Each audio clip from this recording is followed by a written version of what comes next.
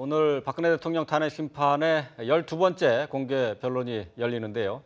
조성민 전 더블유K 대표 그리고 문영표 전 보건복지부 장관을 상대로 증인 신문이 있습니다. 네, 오후에 증인으로 채택된 고영태 씨는 연락 두절 상태로 헌재에는 나오지 않을 것으로 보입니다. 현장에 나가 있는 취재기자 연결하겠습니다. 최도희 기자. 네, 헌법재판소에 나와 있습니다. 네, 먼저 오늘 증인 신문 일정부터 정리해 주시죠. 네, 헌법재판소는 조금 전인 오전 10시부터 조성민 전 WK 대표에 대한 증인 신문을 하고 있습니다.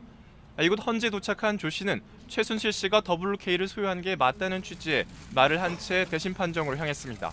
헌재는 조 씨를 불러 최순실 씨 소유의 회사인 WK가 대기업 일감을 따내는데 박 대통령의 입김이 작용했는지를 해물을 예정입니다.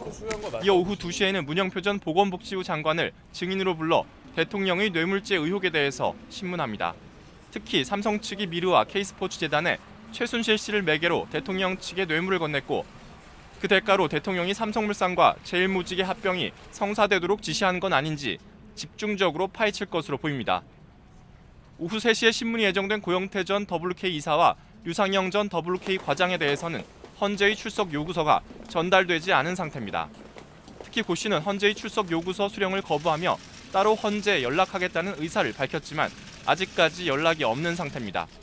헌재는 이들이 출석하지 않으면 노승일 전 K스포츠재단 부장과 박헌영 전 과장을 신문할 예정입니다. 예, 오늘 증인 신문이 12번째, 공개 변론 12번째입니다. 앞으로 4번이 더 남아 있는데요. 오늘 헌재에 앞으로 지금까지 확정돼 있는 일정 다시 한번 정리해 볼까요? 네, 앞서 7일에 헌재가 대통령 측이 신청한 증인 가운데 8명을 채택하면서 일단 변론 기일은 오는 22일까지 촘촘하게 짜여 있습니다. 오는 14일엔 문고리 3인방 가운데 한 명인 안봉근 전 청와대 비서관 등이, 그로부터 이틀 뒤인 16일엔 김영수 전 포레카 대표 등 4명이 증인신문을 받게 됩니다. 이어 오는 20일에는 지난 7일 변론에 불출석한 김기춘 전 청와대 비서실장 등 3명, 다시 이틀 뒤인 22일엔 최순실 씨와 안종범 전 청와대 수석이 이곳 헌재에 나오게 됩니다. 오는 22일은 16번째 변론 기일로 앞서 노무현 전 대통령의 탄핵 심판이 모두 7번의 변론으로 끝난 데 비해서 헌재가 2배 이상 변론 기회를 더 주고 있는 셈인데요. 만약 22일이 마지막 증인신문 일정으로 확정될 경우에는 3월 초 선고가 무난할 것이란 관측이 나옵니다. 물론 증인들이 정해진 기일에 출석하지 않는다거나 대통령 측이 추가로 증인을 신청하는 등 아직도 변수는 남아 있는데요. 향후 증인신문 과정에서 헌재가 오는 24일 이후가 될 것으로 보이는 최종 변론 기일을 언제로 지정할지도 주목해야 합니다.